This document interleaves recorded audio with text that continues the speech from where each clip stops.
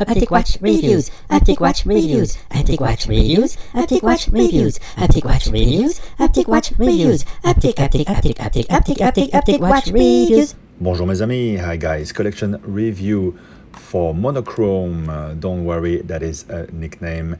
He's a 22-year-old math student living in France in the Paris suburbia. He's been in the hobby since his 16th birthday when he received a Hamilton.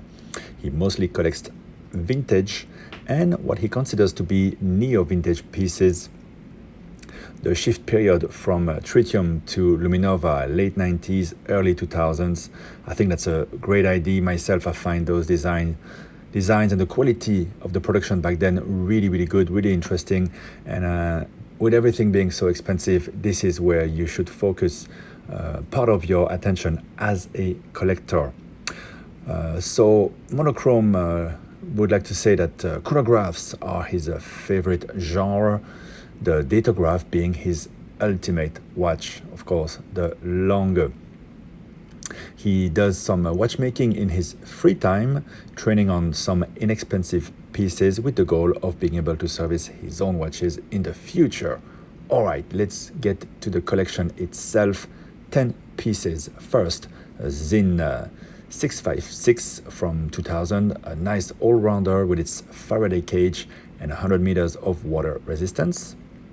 Then the Zin 156B from the 90s. This is a generic picture because it is currently in service. Designed to replace the Heuer Bund military watches, this one features a Lemania 5100 with a center minute chrono hand counter. It is very legible. Next, we have an Iwc Calibre 89 in platinum from the 60s. The Calibre 89 has a very nice architecture, which is all the more special in a platinum case. He really likes the S-shaped bridge for the center and third wheel. By the way, I am just reading those details straight from the email of Monochrome. I don't know as much as he does about some of these watches. Next, we have an Iwc Calibre 8541 from the 70s. Monochrome says the nicest dial in his collection, an ardoise dial like the Patek inline perpetual 5236P, with the latest of the first Peloton calibers, quick set date and hacking. Next, we have an Iwc UTC from the early 2000s, perfect GMT for him. 39mm, highly modified ETA movement, good water resistance and comfy bracelet. Next watch is the Omega Constellation pipe hand from the 60s, an icon of vintage collecting, one of the nicest Caliber Omega has ever made, the Caliber 564, which features a quick set date. Then we have Speedmaster Brodaro from the 90s, his first Speedy. He changed the bezel for 15 pulsations, making this his own Speedy. Quite interesting move. Then we have a Speedmaster Calibre 863 from the 90s. He likes Speedy so much that he got a second one. This one has the Calibre 863 and a clear case back.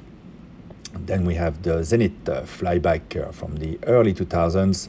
Very cool watch, legendary El Primero movement with a flyback feature. It was made for the French military, indeed, in the spirit of former Type 20s. And the last watch is a modern watch, Tudor 58. No need for an introduction. Indeed, we know the 58 very well. So let me read the end of the email. I think that I have come to a long-term collection. I have been to more than 10 pieces, but I feel like the sweet spot is 8 to 10 pieces for me, with the one in, one out rule. I always have some watches that tickle my mind, like we all do, but I'll enjoy what I have for a couple of years at least. I feel fortunate to have that collection at my age. Indeed, only 22 years old. Wow, what maturity in the collection. To end, here are 3 watches that caught my interest and are long-term potential catches. The Seamaster with a 321 caliber, yeah, the head white. Absolutely fantastic watch. If you can get on the list, get it from Omega. Wow. Next, the reversal dual face. again, beautiful piece and staple of any collection. And finally, the Sea Dweller 16600. Man, you're hitting on all cylinders. I love the Sea Dwellers, all of them. I have the 116600, very limited, only 3 years. Prices are going up. The Sea Dweller 16600, 5-digit. You can still get them reasonably priced. I would jump on it. I think that would be a great addition to have one Rolex in the collection. And among all the Rolex, if you like sports watches, I think the Sea Dweller is the one to get. It's a bit more special. And that one, the 5-digit reference, I think is the longest production sports model reference from Rolex. So there's a lot of them. Just get one in great top condition. Go for it. It's better to pay a bit more and get the one, but I can already tell you that's a great idea. And the hell if you go with 11 watches, I think don't just keep your eye out, and when it comes, you will know and you'll grab it. The dual face, I think they're always going to make one, so there's no rush to get the GLC reverse or dual face. Maybe if it comes to you, if you get a great deal, keep your eyes open. I think it's a watch you don't really want to buy brand new, unless maybe in a few years if you're doing well in your professional career. And then the 3-to-1 Calibre, well, put yourself on the list already now because and start saving up. It costs quite a lot, but what an amazing piece. All right, to conclude with the email, Monochrome says, I hope reading this email hasn't taken too much of your time. No, it's been a pleasure. Keep your videos coming, always enjoyable to watch. Best regards. Well, thank you very much, Monochrome, for sharing this, as I said, very mature collection. Man, in only a short 6 years since you really got into watches by getting a Hamilton, which is great first watch. Whoever gifted it to you really put you on the right track. Now you're 22 and you have 10 very good watches. So we just went through the ones that you're looking at possibly adding, and long term, of course, the datograph. I think, yeah, if you love if you love chronographs, it cannot get better than that. But of course, a Patek to register also is very beautiful, very very different spirit. I like the cases of the Patek, and they're usually much thinner. But the datograph is just such a showpiece, such a cool piece, and very very heavy, very rugged. It feels more solid than the Pateks. All right, let's go back to this collection a little bit. There is really great substance to this collection. You would think that Monochrome is a 50-year-old man who's been in the hobby for a long time. I really like the choice of the tool watches and of the vintage dress pieces. Let's start with the ones that strike me first. I love that Zenit Flyback. You guys might know the rainbow ones. I've been looking at them for a long time. So the one you got here in the monochromatic theme, I think it's such a cool, strong look. And yeah, indeed, it has a lot of that Type 20 type of DNA. Very good looking watch. You get the dates, so it's also, and the flyback, so very usable. Yeah, you can't go wrong getting one of these, and indeed it's one of those periods where they were making just great designs, solid stuff, and if it was good enough for the French military, I think it should be good enough for us. I'd still love to get one of the rainbows. A great choice on this one. Next, you have your kind of 2 time zone GMT, the IWC. I've been looking at that watch quite a bit. I like it quite a lot. I'm not well versed into IWC. I'm never quite sure which one to get, but what everybody says is that you got to go for the early 2000s model, late 90s, and that's what you did there. 39mm with a modified ETA. You can't really go wrong with this again, and you get some water resistance, 2 time zone. Man, if you just had that watch, you're a cool dude, right? And it looks good on the strap, looks good on the bracelet. The bracelet is got, see, what is typical for me of the early 2000s, late 90s are those very manly bracelets. I feel like the bracelets today are a bit more girly. So I like these older bracelets. You know, I've got myself a GLC reversal grand sport. It's a bit that sort of vibe that I'm getting. So far, love those two watches.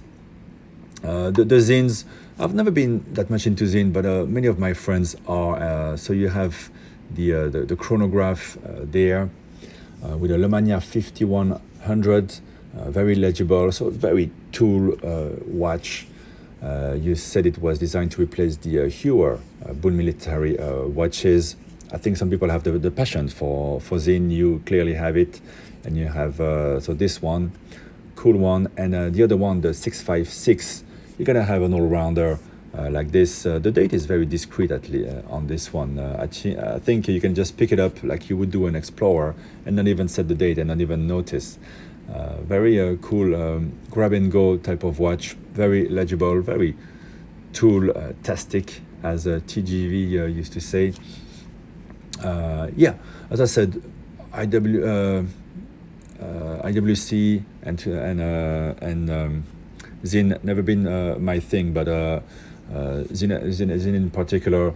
But I think those look good, and if you love the brand, that's really cool. Then we got two very super speedies, the Broad Arrow from the 90s. Broad Arrows usually are a good buy.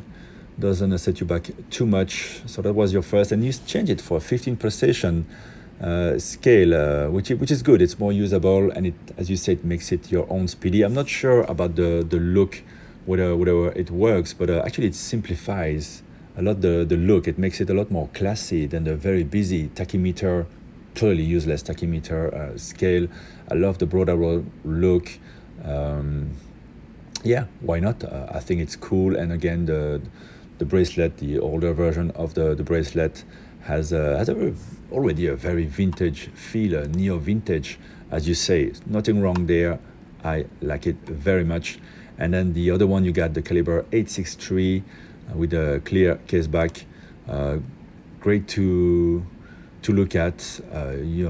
Lateral clutch, so you have some fun looking at it. And if you're looking at becoming a bit of a watchmaker yourself, I think you need to have that kind of display case back. A lot of fun to look at, and of course you have your Zenit high beat flyback as well. I think that's a lot of fun for you.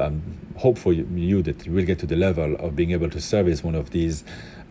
It's probably a tall order, but yeah, this one looks cool. So far, so good, I would say. This collection shows passion and knowledge. I am humbled that you would ask my opinion about it, really. Now, the Tudor Black Bay 58, yeah, that's a no-brainer. Great watch. I really enjoy and wear mine a lot as well. Now, your dress watches, I really love them. Where do we start? Let's start with the Iwc Calibre 89 in platinum. As you say, you like the architecture of the movement, but well, yeah, what is striking, even for the non-initiated, I think, is that sunray dial and the beautiful indices, the dot indices. Wow, this watch has so much character, despite being very simple. And when you don't want to go crazy spending Patek Calatrava money, well, I think this is a wonderful way to go in the vintage. Absolutely stunning. Then the other one, the nicest dial in your collection, as you say yourself, the Caliber 8541 from the 70s, this time with the ardoise dial that you compare to the Patek Inline Perpetual 5236P, with the latest of the first Peloton calibers, as you say.